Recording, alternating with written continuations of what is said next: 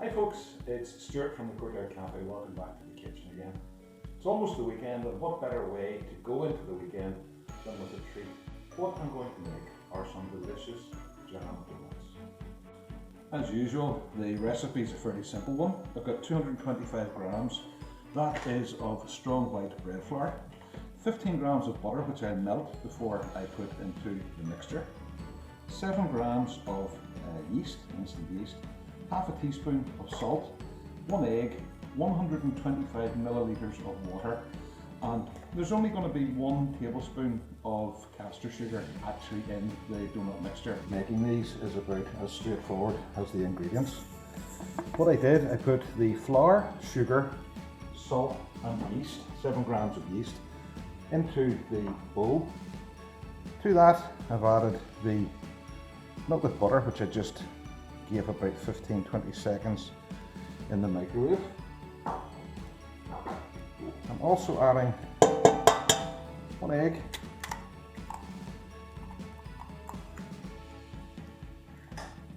and I close this down and start the mix.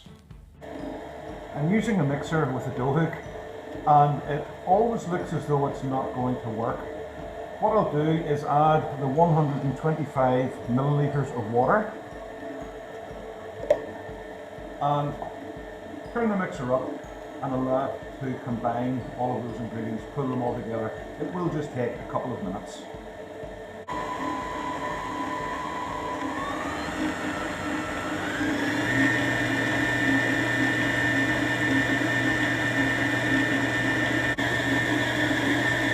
With all of the ingredients added and the mixer kneading the dough, it takes about 5 minutes in the machine, or you can make this by hand. You would probably need to knead it for about 10 minutes by hand to make sure that the strands of gluten begin to form.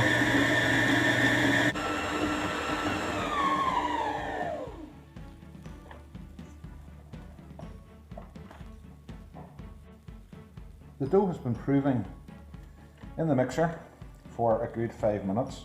It's become very elastic, very soft. It is quite a soft mixture, as I read in the recipe, so I expect this to be quite sticky as well. What I'm going to do is get this, first of all, clean the hook down and get the dough out of the bowl onto a floured work surface. Just put some oil over the surface of the baking sheet, and that's what I use as a surface to prove the dough. Some flour on my bench, and then work again. Just extremely steady dough. Put some flour on top of this in the hope that it will make it a little bit easier to work with. The recipe says to divide it into 8. I always find the easiest way to do this is just keep subdividing, and hopefully they end up about the same size. We've got the 8 dough balls, and what I need to do is roll those into a ball or donut shape.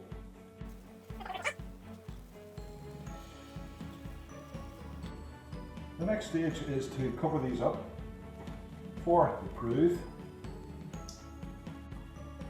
This is actually a new recipe. I haven't made this donut recipe before, and you're never quite sure how things are going to turn out, but certainly by the way that the dough has proved, it has easily doubled in size, and it's quite exciting to see what way these will cook in the fryer.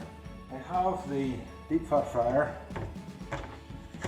preheated to 150 degrees, which is the lowest temperature that it will go to.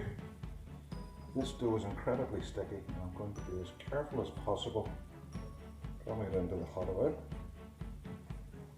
I don't want to overdo this, so I think since it's a trial, I'll do one at a time. This is really cooking quite nicely. It's browned on one side. I've just turned it over to do the other side.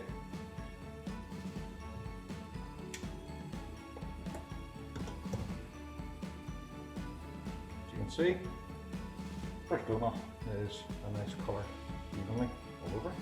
Take that out and set it onto a tray which has got some kitchen roll on it. Drop another one in, start it off.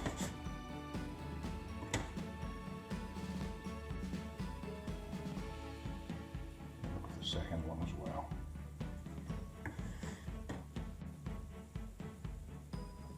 And a third.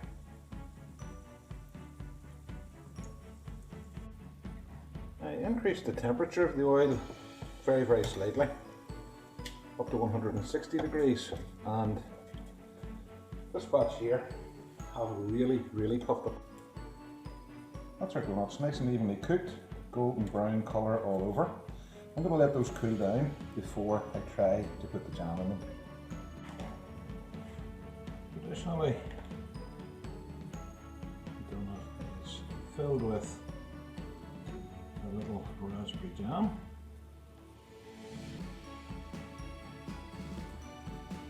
I want these to be as thin as possible. So,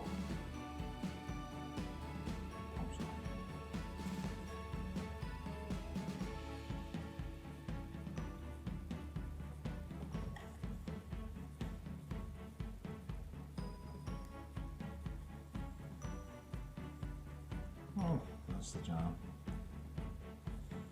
And the last touch to make the donuts look as you would expect them to look is a good dusting in caster sugar.